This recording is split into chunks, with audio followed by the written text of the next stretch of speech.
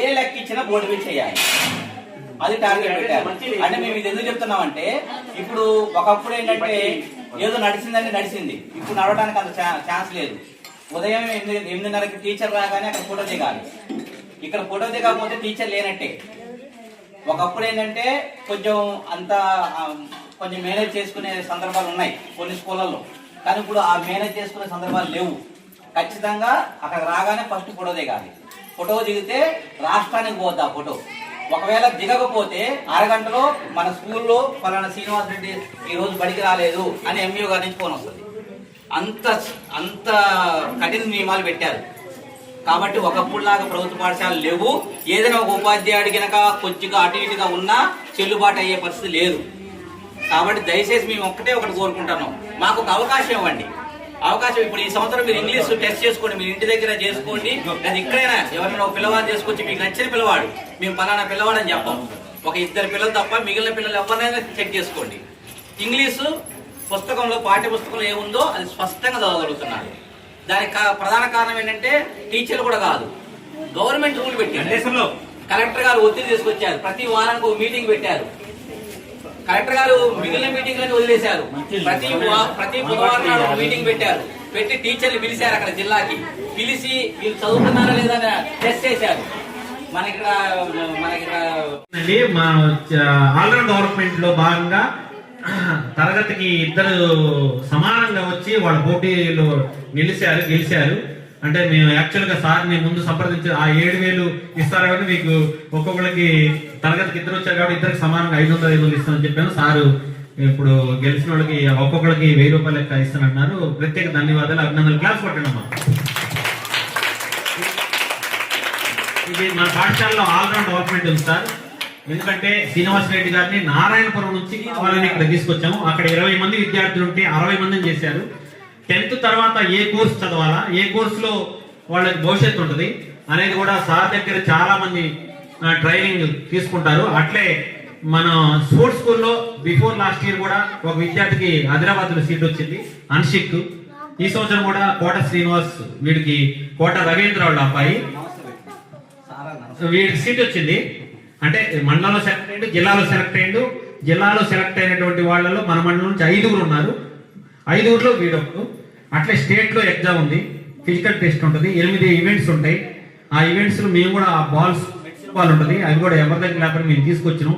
వాడు ఇక్కడ కూడా ఫ్లెక్సిబిలిటీ టెస్ట్లు అవన్నీ కూడా ప్రాక్టీస్ చేపిస్తాను. దానిలో భాగంగా వీడు సెలెక్ట్ అవుతుండు, స్టేట్ లో కూడా సెలెక్ట్ అవుతాడు. వీళ్ళకి మంచి భవిష్యత్తు ఉంటుంది. అక్కడ సెలెక్ట్ అయిన వాళ్ళకి గేమ్స్ తో పాటు ఎడ్యుకేషన్ కూడా ఉంటుంది, ప్యారలల్ గా 2 జరుగుతాయి. కాబట్టి అతి కొద్ది మంది ఎక్కువ ప్రాక్టీస్ చేస్తే వస్తుంది. అక్కడ రికమెండేషన్ నడవు. ఒక స్కూల్ కి 20 నుంచి 80 సీట్లు, రాష్ట్రంలో 80 సీట్లలో మనోడు ఒకడు వస్తాడు. అంటే వాడికి రాబోయే రోజుల్లో మంచి భవిష్యత్తు ఉంటుంది. ఇంకా మనం అలాంటి పాఠశాలలో సీట్ వస్తే లైఫ్ సెటిల్ అయినట్లే కూడా భావించవచ్చు. ఎందుకంటే ఒక ఎంప్లాయ్మెంట్ కూడా ఆ సర్టిఫికెట్ దేనికి ఉపయోగపడుతుంటే ఎగ్జామ్స్ రాసినప్పుడు వీళ్ళకి ప్రాధాన్యత ఉంటుంది, వెయిటేజ్ మార్కులు ఉంటాయి. కాబట్టి ఖచ్చితంగా వీరికి ఆ పాఠశాలలో చదువుకున్న వాళ్ళకి మన తెలంగాణ రాష్ట్ర ప్రభుత్వం ద్వారా ఉచితంగా వాళ్ళకి అన్ని సౌకర్యాలు, వసతులు, ఏర్పాట్లు ఉంటాయి. ఇంటర్మీడియట్ వాడికి ఉచిత విద్య ఉంటుంది, మంచి భోజనం ఉంటుంది, వారానికి 3 రోజులు నాన్ వెజ్ ఉంటుంది, వెజ్ ఉంటుంది, ప్రతిరోజు గుడ్డు ఉంటుంది, మంచి ఆహారం ఉంటుంది, చాలా బాగుంటుంది. వాడు ఇక్కడ మేము అనిషక్ని తీసుకొచ్చాము, చూసాము. అనిషక్ వచ్చారు ఇందాక వచ్చిండు, వాడు పాఠశాల అయిపోయింది. అట్లే అప్పుడు వెళ్ళేటప్పుడు కూడా సర్పంచ్ గారు, మాజీ సర్పంచ్ గారు వాళ్ళ సహకారంతోనే వాడికి వెళ్ళటానికి లేకపోయినా ఛార్జీలు ఖర్చుల కోసం కూడా తలా 1000 రూపాయల చొప్పున వేసుకొని ఇచ్చారు. అలాంటి పరిస్థితిలో ఉన్నారు వాళ్ళు. కాబట్టి వాళ్ళకి ఏదో రకంగా తోడ్పడితే రాబోయే రోజుల్లో భవిష్యత్తు ఉంటుందని మేము ఎవరు ఇన్స్టిట్యూట్ తీసుకోపోయినా మేమే తీసుకెళ్ళి మేమే ఫోటోలు చేసి అప్లై చేసి వాడిని ప్రాక్టీస్ చేయించి చేసినాం. వాళ్ళ నాన్న ప్రతిరోజు తీసుకెళ్ళి గ్రౌండ్కి ప్రాక్టీస్ చేస్తాడు, అది శుభసూచకం. అట్లే మనం పిఎస్ఆర్ ట్రస్ట్ నుంచి ప్రతి సంవత్సరం కూడా మొత్తం ముందే మన శ్రీనివాస్ రెడ్డి గారి మేడం మాధురి గారి ద్వారా పాఠశాలకు ఏమేమి కావాలంటే మొత్తం మెటీరియల్ అన్నీ కూడా మేడం గారే ఇస్తున్నారు. Note books, pen, pencil, eraser, sharpener, water bottle, బ్యాగులు అన్నీ ఇస్తున్నారు. గత కొంతకాలంగా నారాయణపురంలో ఇస్తుంటే నారాయణపురం నుంచి మనకు కూడా 2-3 సంవత్సరాలు ఇస్తున్నారు. అదే పద్ధతిలో శ్రీనివాస్ రెడ్డి గారు మంత్రిగా ఉన్నాడు, ప్రభుత్వంలో ఉన్నారు కాబట్టి వాళ్ళ సూచన మేరకు వచ్చే సంవత్సరం రాష్ట్రంలో అందరు కూడా 21 వస్తువులతో కిట్లు, ప్రతి విద్యార్థికి ఒక కిట్ ఇస్తున్నారు. దాంట్లో notes, pen, pencil, eraser, sharpener, bag, geometry box ఉంటున్నాయి. అట్లే వచ్చే విద్యా సంవత్సరం నుంచి 3 రోజులు రాగి జావా, 3 రోజులు పాలు ఇస్తున్నారు. దాంతోపాటు ఉదయం అల్పాహారం ఇస్తున్నారు. అట్లా పాఠశాల అభివృద్ధిలో ప్రభుత్వం కూడా సహకరిస్తుంది. ఇట్లే గ్రామంలో ఉన్న తల్లిదండ్రులు, పెద్దలు కూడా మనకి ఎప్పుడు వాళ్ళని సంప్రదించగానే సహాయపడుతున్నారు. అది మన పాఠశాల విద్యార్థుల సంఖ్య నిలకడగా ఉండడానికి గతంలో 16-17 ఉన్నారు, ఇప్పుడు 31 మంది ఉన్నారు. ప్రతి సంవత్సరం 7-8 మంది హాస్టల్ సీట్లు వస్తున్నాయి, హాస్టల్కి వెళ్తున్నారు. అట్లే ఇట్లాగా స్పోర్ట్స్ స్కూల్ లాగా వెళ్తున్నారు. ఈ సంవత్సరం కూడా 5 సంవత్సరాలు నిండిన వాళ్ళని ఈ సంవత్సరం ఈ కార్యక్రమానికి ఎంఈఓ గారిని కూడా ఆహ్వానించాము. ఎంఈఓ గారు వస్తానన్నారు. ఈ రోజు లాస్ట్ వర్కింగ్ డే కాబట్టి చాలా బిజీగా ఉన్నారు, ఏదో ఒక సమయంలో వస్తానన్నారు. అడ్మిషన్లు ఎవరైతే తీసుకుంటారో 5 సంవత్సరాలు నిండిన వాళ్ళకి పాఠశాల నుంచి మెటీరియల్ అందజేయమన్నారు. నోట్స్, పెన్ను, పెన్సిల్, బ్యాగు ఇవి రెడీ చేసి ఇచ్చినాం. అడ్మిషన్ ఫామ్ లింక్ వారికి అందజేయడం జరుగుతుంది. ఈ కార్యక్రమాన్ని ఉద్దేశించి మీరు మాట్లాడుతున్నారు. సమావేశం పెట్టి మమ్మల్ని అందరినీ పిలిచినందుకు ముందుగా ప్రధానోపాధ్యాయులు గారికి, చక్రవర్తి గారే కదా, చక్రవర్తి గారికి, విజయ్ గారికి, శ్రీనివాస్ రెడ్డి గారికి, ఈ సభకు అధ్యక్షత వహించిన సర్పంచ్ గారికి, దీంట్లో పాల్గొన్న ఉప సర్పంచ్ గారికి, పెద్దల రాఘవరెడ్డి గారికి, సెక్రటరీ గారికి, అంగన్వాడీ మరియు అన్ని గ్రామాలకు సంబంధించిన అధికారులకు ఈ సమావేశానికి వచ్చిన పేరెంట్స్కి, పిల్లలకి శుభాకాంక్షలు తెలియజేస్తూ, సమావేశమేమో చాలా పెద్దగా ఉంది, పిల్లలు మాత్రం తక్కువగా ఉన్నారు. మన ఊరు అప్పర్ ప్రైమరీ స్కూలు అంటే ప్రాథమికోన్నత పాఠశాల. ఈ స్కూల్కి వచ్చే పిల్లలు దాదాపు వాళ్ళ బ్రెయిన్ మట్టి ముద్దతో సమానం. అది తెలిసిన విషయాలే. ఆంగ్ల మాధ్యమం లేకపోవడం, ఇంగ్లీష్లో సరిగా బోధించలేకపోవడం, మ్యాథ్స్, ప్రజెంట్ ఇంజనీరింగ్ ఇలాంటి వాటిలలో గ్రూప్ సబ్జెక్టులలో మంచి విధానం మంచిగా బోధించే టీచర్లు ఉన్న సదుపాయాలు లేకపోవడం అనేది కొంతవరకు కారణమైంది. కానీ ఇప్పుడు మన గ్రామంలో శ్రీనివాస్ రెడ్డి గారు నారాయణపురంలో చదివేటప్పుడు మురళీ గారు చెప్తుండేవాడు రోజు, సెక్రటరీ శ్రీనివాస్ రెడ్డి గారు ఏ ప్రైవేట్ స్కూల్లో కూడా చేయరు, నైట్ కూడా వచ్చి ట్యూషన్ చెబుతున్నాడు పిల్లలకి. అసలు అలాంటి సార్ నేను చూడలేదని రోజు చెప్పేవాడు. నేను రోజు ఖమ్మం పోయాను కలిసి. కానీ దాన్ని మురళీ గారు, మన విజయ్ గారు పట్టుకొచ్చారు ఇక్కడికి. సరే, దానివల్ల మన పిల్లలకి మంచి జరిగితే అంతకంటే సంతోషం లేదు. ఇంకోటి ఏంటంటే ఇప్పుడు చదువు తప్ప వేరే గత్యంతరం లేదు. మనకి చదువు ద్వారా బాగుపడటం తప్ప వ్యవసాయం చేసో ఇంకో పని చేసో బాగుపడే రోజులు కావు, ఆర్థికంగా నిలదొక్కునే రోజులు కావు. ఈరోజు వ్యవసాయం చేసి 5 కూడా కొనలేని పరిస్థితి రైతు. ఉద్యోగం చేసేవాళ్ళు, అమెరికాలో ఉన్నవాళ్ళు 5 ఎకరాలు 10 ఎకరాలు 1 సంవత్సరంలోనే కొనగలుగుతున్నారు. వ్యవసాయం చేసి కూడా ఓట్లు ఎక్కడ ఉన్న మీ పరిస్థితి చూస్తున్నాను. తల్లిదండ్రులు ముందు గమనించాలి. అవి కొనేవాళ్ళు లేడు, ఆవులు తింటున్నాయి అక్కడ ఒడ్లు. గవర్నమెంట్ కొనకపోతే ఒడ్లు కొనేవాళ్ళు లేవు. ఇవన్నీ గమనించి పిల్లల్ని చదివించండి. చదువు ఒకటే, కుల మతాలన్నీ రూపుమాగాలంటే చదువు. చదివితే ఎక్కడ ఉండదు. హైదరాబాద్లో ఉంటాం, అక్కడ ఎవరు ఉండరు, పక్క ఎవరు ఉంటారు, అటుపక్క ఎవరు ఉంటారు, ఎవరు పట్టించుకోరు. ఇవన్నీ పోవాలంటే మన సంస్కారం రావాలి. సంస్కారం చదువుతూనే వస్తుంది. తల్లిదండ్రులు ఎంత కష్టపడైనా, ఇంట్లో తిన్నా తినకపోయినా చదువులో నిర్లక్ష్యం వహించొద్దు. తల్లులు మెయిన్. సరే, తండ్రులు కొద్దిగా సాయంత్రం మంది అటు ఏదో ఒకటి ఉంటుంటుంది కొంతమంది, అవన్నీ భరించైనా పిల్లల కోసం ఏమాత్రం రాజీ పడొద్దు. ఎక్కడున్నా చదివించండి. అవసరమైతే ఎక్కడైనా ఈ స్కూల్లో ఉన్నంత వరకు ఇక్కడ బాగానే ఉంటుంది.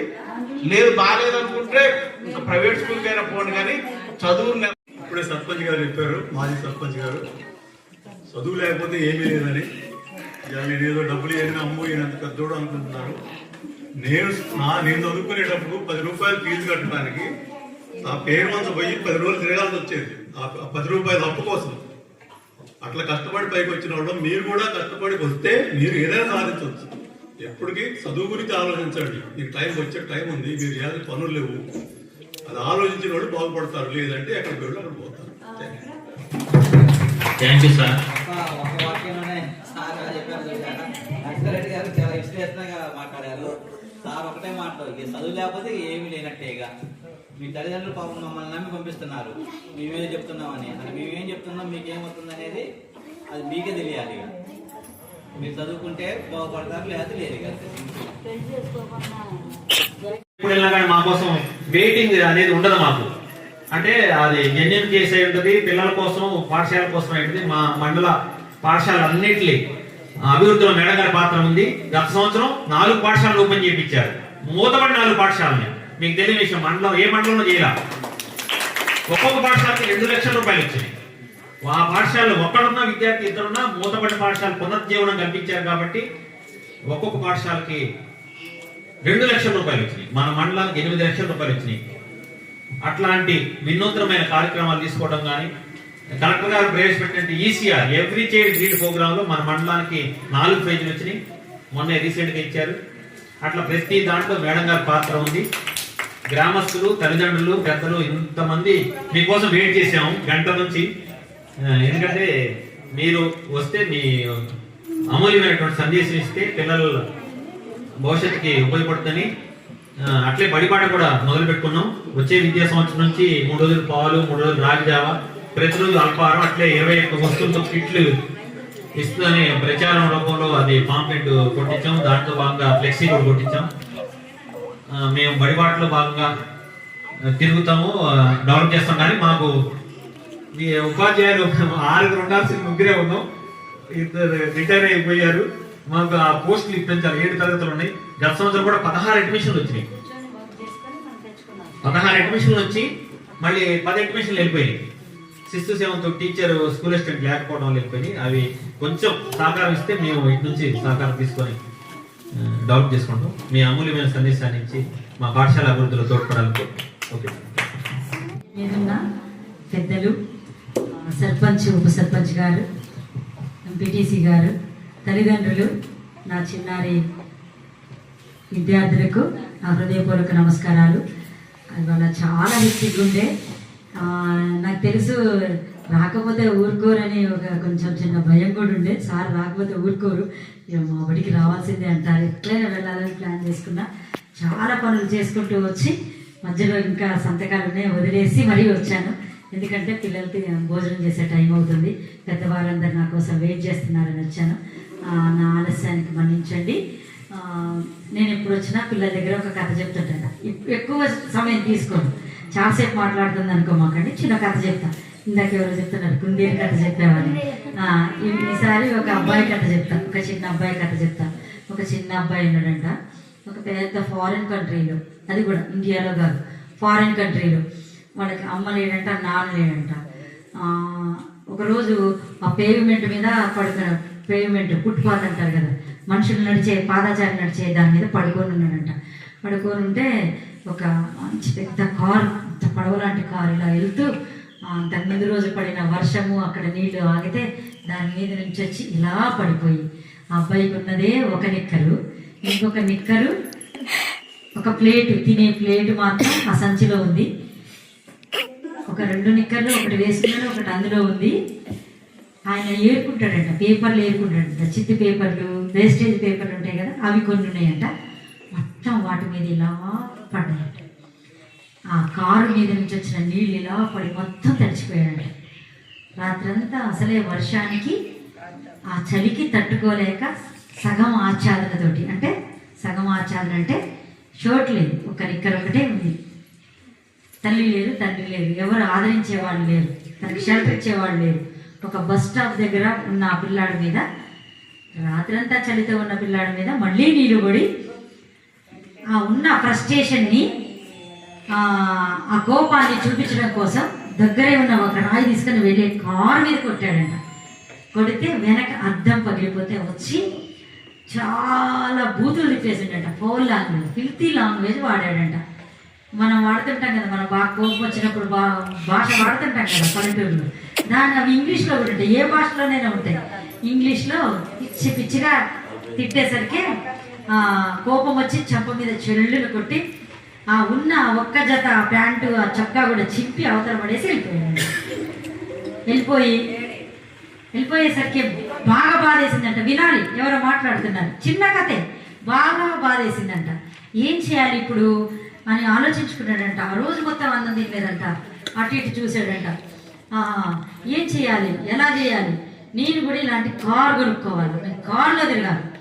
కారులో వచ్చిన బురదకి నేను బాధపడటం ఏంటి? ఎవరండి మాట్లాడేది? ఎవరో పెద్దవాళ్ళే మాట్లాడుతున్నారు. ప్లీజ్ ఒక్క నిమిషం.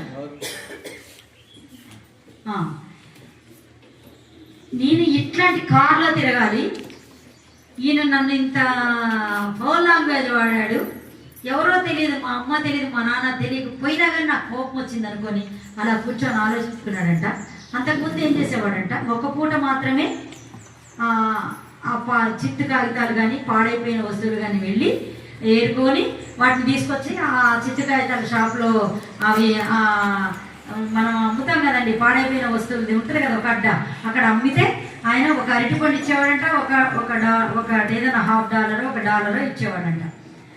దాంతో బ్రతకటం ఆ పిల్లాడు. అప్పుడు ఏం చేశాడంట, ఏం చేయాలి, నా స్థితిని నేనే మార్చుకోవాలని ఆలోచించుకున్న పిల్లాడు ఏం చేశాడంటే, ఒక రోజులో 24 గంటలు ఉంటే 20 గంటలు మొత్తం పనిచేస్తా అనుకున్నాడంట. ఎన్ని గంటలు? 20 గంటలు పనిచేస్తా అనుకున్నాడంట. అక్కడే ఉన్న ఆ పేపర్లు అమ్మే ఆ పేపర్ కొట్టు దగ్గరికి వెళ్ళి ఆ పేపర్లలో ఉన్న కొన్ని అంశాలు రోజు ఒక 10 నిమిషాలు 20 నిమిషాలు చదువుకుంటాను అనుకున్నాడంట. 20 గంటలు పనిచేస్తాను అనుకున్నాడంట, 10 నిమిషాలు చదువుకుంటాను అనుకున్నాడంట. అలా గతంలో తనకు కావాల్సిన అరటిపండు కోసము, ఆ మంచినీళ్ళ కోసము సరిపడా మాత్రమే డబ్బు సంపాదించుకునేవాడంట. తర్వాత కష్టపడటం మొదలుపెట్టాడంట. 20 గంటలు అసలు రోజు మొత్తం ఏరుకొని తనకి ఈ డబ్బులు ఎక్కువ రావాలనుకునేంతసేపు అవన్నీ అవి ఏరి ఆ వేస్టేజ్ సామాన్ దగ్గర అమ్మటం మొదలుపెట్టాడంట. అమ్మటం మొదలుపెట్టిన తర్వాత రోజు ఈయన ఒక దగ్గర అరటిపండు కొనుక్కుంటాడనమాట. ఆ అరటిపండు షాప్ ఆయన ఎలా బిజినెస్ చేస్తాడో చూసేవాడంట. ఆయన మన ఇండియాలో ఏం చేస్తారంటే డజన్ కొనుక్కుంటారు, ఫారిన్ కంట్రీలో ఏం చేస్తారంటే ఒక గెల కొనుక్కుంటారు. గెల కొనుక్కుండి ఆ గెలలో ఏవి పండుతుంటాయో అవి తింటూ వస్తారనమాట. అయితే అట్లా 4-5 స్టేర్స్ గెలలున్న డజన్లున్న అట్లాంటి అరటిపళ్ళు చూసేవాడంట. చూసి ఓహో ఈయన ఇలా బిజినెస్ చేస్తాడా అనుకున్నాడంట. నేను కూడా ఒక బిజినెస్ పెట్టుకోవాలనుకున్నాడంట. ఆ పాత సామాన్లు అమ్మే వాళ్ళ దగ్గరికి వెళ్ళి తీసుకొచ్చుకొని ఆ డబ్బులన్నీ దాచిపెట్టుకొని రోజుకి 3 పూట్ల అరటిపండు, 3 అరటిపండ్లు తినే మనిషి 2 అరటిపండ్లే తినుకుంటా, అవసరమైతే ఒకరోజు 1 అరటిపండే తినుకుంటా, ఎక్కడన్నా ఫుడ్ పెడుతున్నారంటే అక్కడికి వెళ్ళి, లేకపోతే ఈ షెల్టర్లోనే ఉంటూ ఆయన అలా జీవనాన్ని గడుపుకుంటూ డబ్బులు సంపాదించుకుంటూ వచ్చాడంట. అయితే ఒక రోజు ఏం చేశాడంట, అరటిపండ్ల అడ్డాకెళ్ళి అరటిపండ్ల గెలల్ని తీసుకొచ్చుకొని ఆ పేమెంట్ మీద ఒక క్లాత్ కొనుక్కొని పెట్టి ఎలా అమ్మాడంటే, అంతకుముందు ఆయన కొనుక్కుని ఆయన ఏం చేశాడు, కుళ్ళిపోయినవి పాడైపోయినవి ఎట్లా ఒకట్లా అమ్మేసేయాలని ఎక్కువ రేటుకి పాడైపోయినవి అమ్మేవాడంట. ఈయన మాత్రం ఏం చేసేవాడంట, ఒక కాలేజ్ దగ్గరికి వెళ్ళి క్లాత్ పరుచుకొని ఈ అరటిపళ్ళు పెట్టేవాడంట. పెట్టి ఏమన్నాడంట, అక్కడైతే నీకు ఇంత రేటు, నా దగ్గర చక్కటి పళ్ళు ఉన్నాయి, నీకు ఇంకా తగ్గించిస్తాను అని అరటిపళ్ళు అమ్మటం మొదలు పెట్టాడంట. అందరు ఈయన దగ్గర కొనడం మొదలు పెట్టారు. మళ్ళీ ఇంకొకరు 2 రోజుల తర్వాత ఎక్కువ అరటిపళ్ళు తెచ్చుకున్నట్టు అడ్డా దగ్గర నుంచి, హోల్సేల్ షాప్ దగ్గర నుంచి అరటిపళ్ళు అమ్మటం మొదలు పెట్టాడంట. ఎక్కడ అవసరం పడుతుందంటే అక్కడ ఆ అరటిపళ్ళ తర్వాత చిన్న చిన్న స్నాక్స్, చిన్న చిన్న బన్స్ అన్నీ పెట్టుకున్నాడంట. ఎవరండి అంత గట్టిగా మాట్లాడుతున్నారు? ఎవరామే? కొంచెం ఆపమనండి, కలవరిస్తుందా ఏంటి నిద్రలో? ఇలా పెట్టుకున్నాడు చిన్న చిన్న బన్స్, కేక్స్.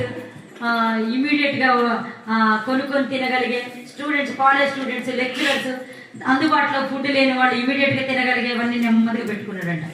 అలా పెట్టుకొని డబ్బు సంపాదించడం మొదలు పెట్టుకున్నాడంట. ఒక చిన్న ఆశ్రమంలోకి వెళ్ళిపోయాడంట. అక్కడ పడుకోవటం, అక్కడ ఒక చిన్న అద్దెకి తీసుకొని, ఒక గది అద్దెకి తీసుకొని దానికి డబ్బులు చెల్లించుకుంటూ వచ్చిన డబ్బులని ఒక లాకర్లో పెట్టుకొని అట్లా నెమ్మదిగా ఒక హోల్సేల్ షాప్ పెట్టుకున్నాడంట, ఫ్రూట్స్ హోల్సేల్ షాప్. అట్లా మొత్తం తర్వాత షిప్పుల్లో వేరే వాడికి దాన్ని ప్రాసెస్డ్ ఫ్రూట్స్ అంటారు, వాటిని నిల్వ ఉండడానికి చేసి డబ్బాలలో పెట్టి షిప్పుల్లో వేస్తారనమాట. అలా షిప్పుల్లో పంపించేంత స్థాయికి ఎదిగాడంట. ఏ రోజైనా కానీ పని 20 గంటల పని, అర్ధగంట చదువుకోవటం, 20 గంటల పని, అర్ధగంట చదువుకోవటం. ఆయన కళ ఏంటి? ఆయన కారు కొనుక్కోవడం. తర్వాత ఏమనుకున్నాడంట, మంచిగా డబ్బులు ఫుల్ వచ్చినాయంట, హోల్సేల్ బిజినెస్ అంతా చేసి డబ్బులు వచ్చాక కారు కొనుక్కున్నాడంట. కారు కొనుక్కున్న తర్వాత అప్పుడు అక్కడితో ఆగలేదంట. కారు కొనుక్కున్న తర్వాత 6 ఇంజన్లతో 6 మోటార్లతో పనిచేసే ఇంజన్ కలిగిన ఒక కారు తయారు చేయాలనుకున్నాడంట. నెమ్మదిగా ఆ కార్ల కంపెనీల దగ్గరికి వెళ్ళి వాళ్ళతో మాట్లాడి నెమ్మదిగా ఒక చిన్న కార్ షెడ్ ఓపెన్ చేశాడంట. ప్రతి ఒక్కరితో మాట్లాడేవాడంట. నీకొచ్చా ప్రపంచంలో ఎవరి దగ్గర ఉండొద్దు, నా దగ్గర ఉండాలి ఆ కారు. అన్ని మోటార్లు అన్ని పెట్టి ఒక ఇంజిన్ తయారు చేస్తావా, నీకేం కావాలి. చివరికి అక్కడ పనిచేసే మెకానిక్ తో మాట్లాడే, క్లీనర్ తో కూడా మాట్లాడేవాడు. అలా చేసిన తర్వాత వినండి, అలా చేసిన తర్వాత ఒక రోజు ఒక అతను దొరికాడంట. ఒక ఈయనక లాంటి ఆయన, ఎవరు తల్లిదండ్రులు లేని ఒక క్లీనరు, అన్ని చూసి నేర్చుకున్న ఒక అబ్బాయి నేను తయారు చేస్తా అన్నాడంట. కాకపోతే నాకు కొన్ని విషయాలు కావాలి, కొంతమంది వ్యక్తులు కావాలంటే ఇంజనీర్లు పెట్టి ఆ అబ్బాయిని పెట్టి 6 మోటార్లతో పనిచేసే ఒక ఇంజన్ని కనుగొన్నాడంట. అదే ఫోర్డ్ కారు. ఆయన ఎవరో కాదు, విలియం ఫోర్డ్. ఎక్కడ రోడ్డు మీద పేమెంట్ మీద పడుతున్నాయన్నా.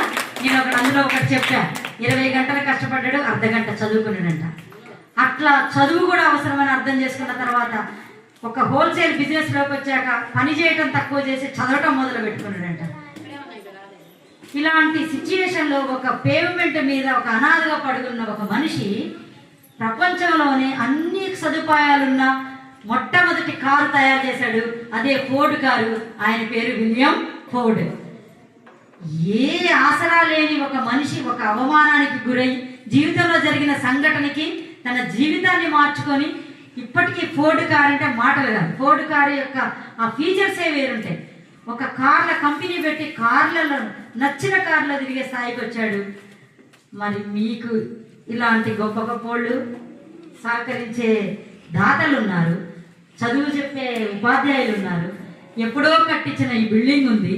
మీకు రాగి జావా, కోడిగుడ్డు, రుచికరమైన మధ్యాహ్న భోజనము, రానున్న రోజుల్లో బ్రేక్ఫాస్ట్ పెడతారు, ఉచిత బ్యాగ్స్ ఇస్తున్నారు, 21 వస్తువులతోటి కిట్ ఇస్తున్నారు, నోట్ బుక్స్, వర్క్ బుక్స్, తర్వాత bags, water bottle, sharpener, eraser, సాక్స్లు, బూటు, టై, బ్యాడ్జ్, బెల్ట్, ఇన్ని వసతులు ఇచ్చి మీకు చదువు చెప్తే మరి మీరు ఎంత స్థాయికి వెళ్ళాలి? మీకు ఇన్ని వనరులు ఉన్నప్పుడు ఇంకెంత స్థాయికి వెళ్ళాలి? మీకెవరు పని చేయమని చెప్పట్లేదు, పాత సామాన్లు అమ్ముకునే వాడి దగ్గరికి వెళ్ళే వస్తువులు ఏరుకోమని చెప్పట్లేదు. ఇగో వీళ్ళు చెప్పే చదువుని ఆ ముక్కల్ని ఏరుకొని మంచి స్థాయికి రావాలి. మీరు వస్తారా? పిల్లలు విన్నారా? ఇన్ని వసతులు ఉన్నారు, మీకు చక్కటి తల్లిదండ్రులు ఉన్నారు, మంచి పాఠశాల ఉంది, ఇంత చక్కటి గవర్నమెంట్ బడింది, ఇన్ని పథకాలు ఉన్నాయి, మీకు 24 గంటలు పాఠాలు చెప్పే, ఎప్పుడైనా పాఠం చెప్పగలిగే సామర్థ్యం ఉన్న ఇంతమంది టీచర్లు ఉన్నారు, ఇన్ని రకాల వసతులు కల్పిస్తుంటే మరి మీరు ఎంత స్థాయికి వెళ్ళాలిరా? ఫోర్డ్ కారు తయారు చేయకపోయినా కనీసం కారులో తిరిగే స్థాయికి ఈ కొల్లగూడెం పిల్లలు రావాలని నా హృదయపూర్వకంగా కోరుకుంటున్నాను. అదే విలియం ఫోర్డ్ గారు ఒక రోజు ఒక దారిలో వెళ్తా ఉన్నాడంట, ఒక దగ్గర కూర్చుండంట, చప్టా మీద కూర్చున్నాడంట సరదాగా. ఒక ఆయన తయారు చేసిన కారే అక్కడ ఆగిపోయిందంట. వస్తున్నారంట ఆ మెకానిక్, దారిలో పోయాడు, అందరు సహాయం అడుగుతున్నారంట. ఎవరు సహాయం అడిగినా కానీ ఎవరు అది స్టార్ట్ అవ్వట్లేదంట. ఇంతలోకి మే హెల్ప్ యూ అని పోయాడంట. ముసలోడు నువ్వేం చేస్తావులే అని ఇలా చూశాడంట. లాస్ట్ ఛాన్స్ నాకు ఇవ్వలే, నేను తయారు చేస్తాను, నేను బాగు చేస్తానంట. వెళ్ళాడంట, బ్యానెట్ ఓపెన్ చేశాడంట, ఒక చిన్న బోల్ట్ ఇలా టైట్ చేశాడంట, అంతే చిన్న బోల్ట్ టైట్ చేశాడంట. స్టార్ట్ చేయమన్నాడంట, స్టార్ట్ అయిందంట. అదేంటి ఇంత ముసలాడివి కదా, నీకు ఎలా సాధ్యమైందంటే, అరే బాబు ఈ కార్ తయారు చేసింది నేనేరా అన్నాడంట. మిమ్మల్ని తయారు చేసిన వాళ్ళు ఉపాధ్యాయులు, వాళ్ళకి తెలుసు నిన్ను కొట్టాలా, తిట్టాలా, గద్దించాలా, దగ్గరికి తీయాలా, నీకు ఏ స్థాయి పాఠం చెప్పాలి, యూనిఫామ్ వేసుకోమనాలా, అన్నం తినమని చెప్పాలా, నీకు సెలవు ఇవ్వాలా వద్దా, అగో ఏ నట్టు ఎలా బిగించాలా తెలిసిన వాళ్ళు ఉన్నారు మీ ఉపాధ్యాయులు. వాళ్ళని ఉపయోగించుకోండి, బాగుపడండి. ఇగో ఇట్లాంటి వాళ్ళు సందర్భోచితంగా గొప్పవారు, పెద్దవారు మీకు బ్లెస్సింగ్స్ ఇస్తున్నారు. ఇంతమందికి మనీ ప్రైజ్గా ఇవ్వడం అంటే మాటలు కాదు, దాతృత్వం ఉండాలి. ఎంత చదువు విలువ ఎంత తెలియబట్టి పెద్దవారు వచ్చి ఈ ఫంక్షన్లో ఉండి మీకు ఆర్థిక సహాయం కూడా చేస్తున్నారు. ఏ అవకాశం లేని వాళ్ళే ఎదుగుతుంటే ఇన్ని అవకాశం ఉన్న వాళ్ళు ఎదగాలా వద్దా? పిల్లలు చెప్పాలి, ఎదగాలా వద్దా? పెద్ద అయిన తర్వాత ఏం చేయాలి? కారు కొనుక్కోవాలి. Very good. ఆ కార్లో ఎవరిని తిప్పాలి? అమ్మా నాన్న తిప్పాలి. ఓకేనా? మీకు కారు ఉంటే మీ అమ్మా నాన్న ఎక్కుతారు, వాళ్ళకి లేదు కాబట్టి మనం అందరం సాధారణ మానవులు, మనం బడిలో చదువుకుంటాను, మంచిగా చదువుకొని మంచి స్థాయిలో ఉండి ఈ కొర్లగూడెం ఈ యూపీఎస్లో చదువుకున్న